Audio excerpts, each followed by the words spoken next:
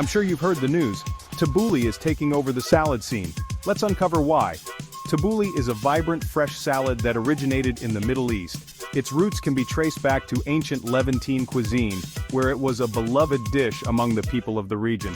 It's a staple in Lebanese cuisine, known for its refreshing taste and healthy ingredients. The key components?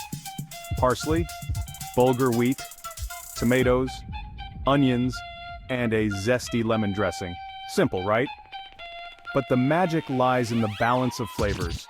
The parsley is finely chopped, giving the salad its signature green look, while the lemon juice adds a tangy punch.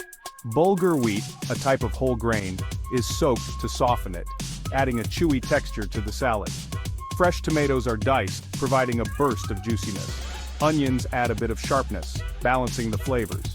Some recipes also include a drizzle of olive oil for added richness. Preparation is key.